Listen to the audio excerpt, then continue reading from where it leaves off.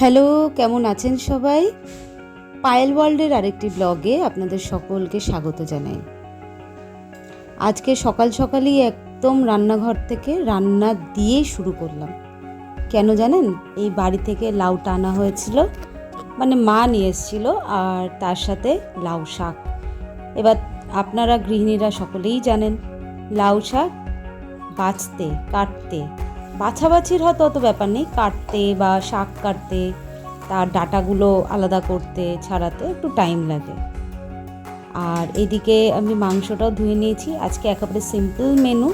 আমি দুপদের বেশি রান্না না করারই চেষ্টা করি, তাতে বেশি ভাত খাওয়া হয়ে যায়, অত্যাধিক খাওয়া হয়ে যায়, সেটা একটা মুশকিলের ব্যাপার শরীরের পক্ষে।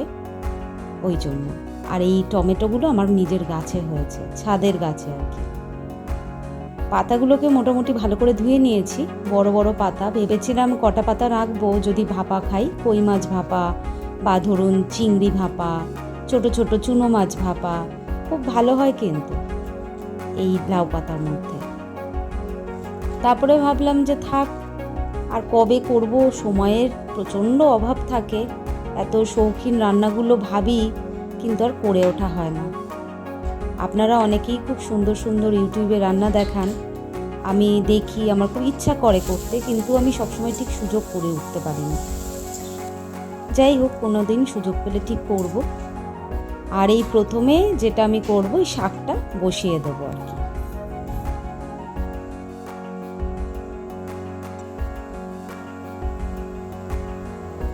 শাক এক একজন তো এক এক রকমভাবে করেন, অনেকে মাছ দিয়েও করেন, ভালোই লাগে। আমাদের বাঙালদের মধ্যে শাকের সাথে মাছ দিয়ে রান্নাটা খুবই ফেমাস। আমি আজকে খালি কালো জিরে আর একটু রসুন দিয়ে লাউ শাকটা করছি। ডাঁটাগুলো রেখে দিলাম, অন্য দিন ডালে দিয়ে করব। মসুরির ডাল দিয়ে লাউ শাকের ডাঁটা দিয়ে ওই রসুন আর কালো জিরে ফোড়ন দিয়ে করলে খুব ভালো হয়, মাখা মাখা করে করলে।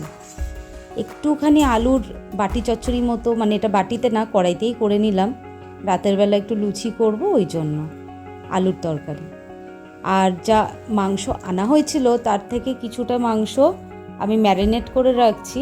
তার মধ্যে লেবু, জিরে, আদা, রসুন, তারপরে কাঁচা লঙ্কা বাটা, পেঁয়াজ বাটা, একটু লেবুর রস, সব দিয়ে নুন দিয়ে আমি এটাকে ম্যারিনেট করে পরের দিনের জন্য রেখে দিলাম।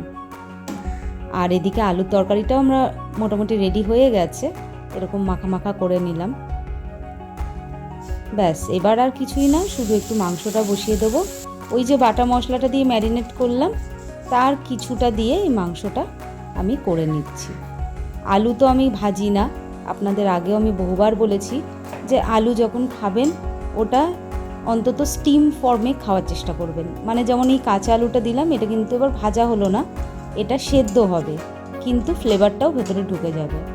আলুর বুকে একটু একটু ছোট ছোট ফুটো করে দেবেন ছুরির মাথা দিয়ে। ব্যাস, চিকেনটা আমার কষা হয়ে গেছে। আজকে খুব ছোট্ট আমি ভিডিও দিলাম, আসলে ঠিক সময় করে উঠতে পারিনি। যেটুকু রান্না হয়েছে সেটুকুই আমি আজকে করতে পেরেছি। আপনাদের সাথে আমার আবার শিগগিরই দেখা হবে নেক্সট ব্লগে, আবার অন্য কোনো স্বাদে।